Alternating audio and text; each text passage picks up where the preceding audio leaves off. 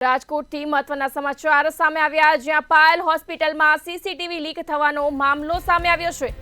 રાજકોટથી આ સમગ્ર સમાચાર સામે આવી રહ્યા છે જ્યાં પાયલ હોસ્પિટલમાં સીસીટીવી લીક થવાનો મામલો જ્યાં સમગ્ર મામલે રાજકોટ પોલીસે પ્રેસ કોન્ફરન્સ યોજી હતી। સોશિયલ મીડિયામાં તમામે સતર્ક રહેવાની જરૂર તેવું પોલીસનું નિવેદન સામે આવ્યું છે। તમામ લોકોએ પાસવર્ડ સ્ટ્રોંગ રાખવા જોઈએ તેવું પોલીસ દ્વારા જણાવવામાં આવ્યું છે। હોસ્પિટલમાં અમારી તપાસ ચાલુ છે તેવું પોલીસ દ્વારા નિવેદન કરવામાં આવ્યું છે। રાજકોટ પાયલ હોસ્પિટલના સીસીટીવી મામલે સમાચાર સામે આવી રહ્યા છે। અમદાવાદ સાયબર ક્રાઇમે સીસીટીવી અને ડીવીઆર કબજે કર્યા છે। ટેકનિકલ ઇન્ટેલિજન્સના માધ્યમથી તપાસ ચાલુ છે તેવું પોલીસ દ્વારા જણાવવામાં આવ્યું છે। સાયબર ક્રાઇમની ટીમે એમપીથી 2 આરોપીઓને ઝડપ્યા છે। આ સાથે જ યુટ્યુબ અને ટેલિગ્રામ ચેનલ ચલાવતા સંચાલકોની અટકાયત કરાઈ છે। જણાવવા માંગુ છું કે ઘણી વખત આપણે હોટેલ્સ, મોલ્સ કે હોસ્પિટલ્સ કે કોઈ પણ જગ્યાએ કપડાની ખરીદી કરવા ગયેલા હોઈએ છીએ, તો એ સમયે આપણે ચેન્જ રૂમમાં કપડાં બદલતા હોઈએ છીએ કે અન્ય આપણા પ્રાઇવેટ મોમેન્ટ્સ એવા હોય છે જે પબ્લિક પ્લેસીસ પર સીસીટીવી કેમેરા લગાવેલા હોય છે, જે સામાન્ય રીતે નાગરિકોની સુરક્ષા માટે હોય છે, પરંતુ અમુક વખત આ પ્રકારના મોમેન્ટ્સ એમાં કેપ્ચર થઈ જાય અને તે વાયરલ બની જાય તો સોશિયલ મીડિયાના યુગમાં એ જે તે વ્યક્તિ અને ખાસ કરીને મહિલાઓની પ્રતિષ્ઠા માટે એક મોટો ખતરો ઊભો કરતું હોય છે।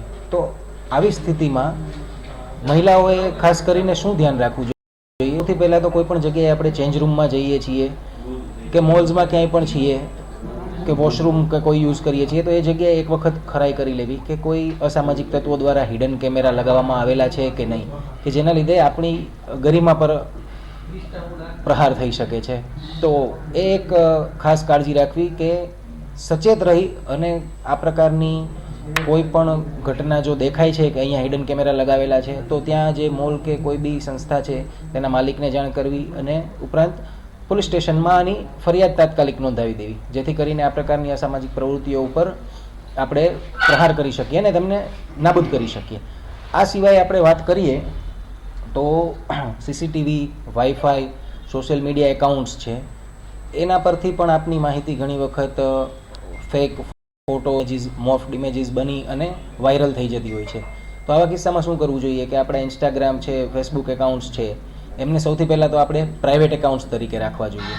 આ ઉપરાંત આપણા વાઈફાઈ છે, સોશિયલ મીડિયા એકાઉન્ટ્સના જે પાસવર્ડ્સ છે એ પાસવર્ડ્સને આપણે સ્ટ્રોંગ કરવા જોઈએ। એમાં જે પાયલ મેટર્નિટી હોમનો જે કેસ છે એ તપાસ અંતર્ગત છે, તો તે તપાસ અમદાવાદ સાયબર ક્રાઇમ અંતર્ગત ચાલી રહેલી છે। તો આ તપાસ બાબતે જે પણ મુદ્દાઓ બહાર આવશે એના પર ડિટેલમાં મીડિયાને જાણ કરવામાં આવશે। તમે પણ ત્યાં ગયા હતા ચેકિંગમાં, આપણી રાજકોટની ટીમ હતી, શું કંઈ જાણવા મળ્યું હતું? પ્રાથમિક દ્રષ્ટિએ કંઈ જાણવા મળ્યું છે?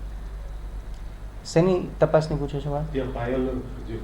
પાયલ મેટર્નિટી હોસ્પિટલમાં હાલ હ્યુમન રિસોર્સિસના માધ્યમથી અને ટેકનિકલ ઇન્ટેલિજન્સના માધ્યમથી તપાસ ચાલી રહી છે અને જે પણ શકમંદ આઈપી કે કાંઈ પણ શકમંદની માહિતી મળે છે તો એ તમામ માહિતી અમદાવાદ સાયબર ક્રાઇમ સાથે શેર કરવામાં આવે છે અને બંને ટીમો દ્વારા સંયુક્ત તપાસ થઈ રહી છે। સર, આપણે જે રૂમ, એ જે પ્રાઇવેટ રૂમ હતો તેમાં જે મહિલાઓના જે ચેકઅપ થતા હતા ત્યાં સીસીટીવી રાખવામાં આવ્યું, તે સીસીટીવી રાખવાની જોગવાઈ છે કે કેમ, કે કાયદેસર કહેવાય?